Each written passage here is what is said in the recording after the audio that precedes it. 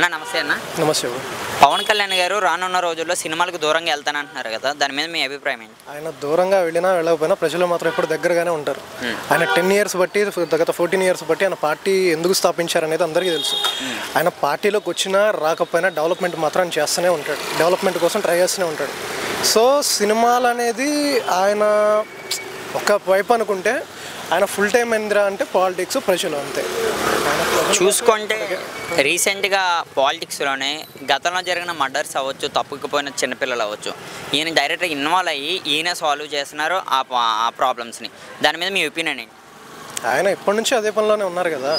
ఆయన పాలిటిక్స్లోకి వచ్చినా రాకపోయినా ఆయన మాత్రం దేని గురించి అయినా ఎదురించడానికి రెడీగా ఉంటాడు. ఓకే, ఆంధ్రప్రదేశ్ ప్రజలందరికీ ఒక మంచి నాయకుడు దొరికాడని మీ opinion? yes of course. Okay, రానున్న రోజుల్లో ఓజీ మూవీ వస్తుంది. ఓజీ మూవీ తర్వాత నేను ఎటువంటి సినిమాలు చెయ్యలేను, టైం కుదరదు అంటున్నారు. ఫ్యాన్స్ పరిస్థితి ఏంటి? ఫ్యాన్స్ ఏంటంటే ఆయన మూవీస్ కోసం ఎప్పుడు ఎదురు చూస్తూనే ఉంటారు బ్రో.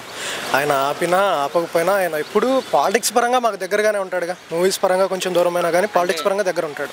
పవన్ కళ్యాణ్ గారికి ఓన్లీ ఆంధ్రే కాదు, తెలంగాణలో కూడా ఆయనకంటూ ఒక రేంజ్ ఉంది. మరి తెలంగాణ ప్రజలకి? ఆయన తెలంగాణనే కాదు, హోల్ ఇండియాలో మంచి హోప్ ఉన్న వ్యక్తి, మంచి ఫ్యాన్స్ ఉన్న వ్యక్తి ఆయన.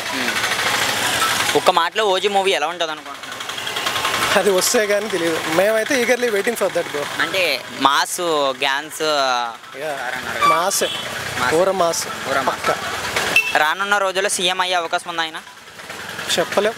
Thank you. బట్ సీఎం అయినా కాకపోయినా ఆయన చేసేది మాత్రం పక్కా చేస్తూనే ఉంటాడు. Thank you. హాయ్ అన్న. అన్న, నారా చంద్రబాబు గారు రీసెంట్గా రేవంత్ రెడ్డిని కలవడం కోసమని తెలంగాణకి అయితే వచ్చారు. ఎలా ఉండబోతుంది వీళ్ళిద్దరు కలయిక?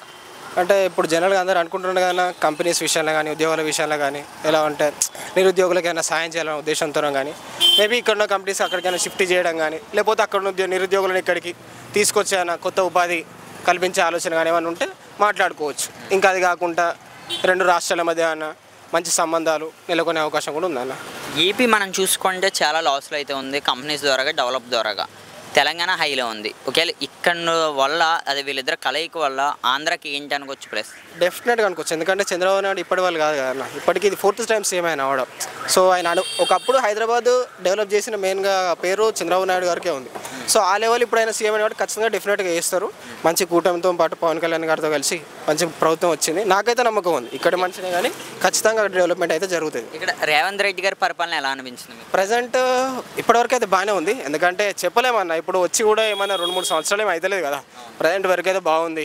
అంటే కొంచెం మంచి యాక్ట్ తీసుకోవడం కానీ, ఏమైనా రియాక్షన్ జరిగిన తొందరగా రెస్పాండ్ అవ్వడం కానీ ప్రజెంట్ అయితే బాగానే ఉంది. ఈ ఫ్యూచర్లో ఎట్లుండాలని చూడాలి. ఇక రేవంత్ రెడ్డి గారు చంద్రబాబు గారు శిష్యుడని సోషల్ మీడియాలో బాగా తెలిసిన టాకే. ఆయన రానున్న రోజుల్లో ఇక్కడ మళ్ళీ పార్టీ పెట్టే అవకాశం ఉందా టీడీపీ పార్టీ?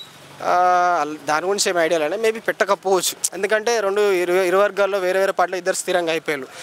ఇద్దరు రాష్ట్రాలు సీఎంలు అయిపోయినప్పుడు మళ్ళీ కలవాల్సిన అవసరం లేదు. కాకపోతే అభిప్రాయాలు కలవచ్చు. మేబీ ఎట్లా డెవలప్మెంట్ చేసుకోవాలి, ఎట్లా ముందుకు పోవాలని ఇద్దరు షేర్ చేసుకోవచ్చు అట్లా. థ్యాంక్ యూ అన్న.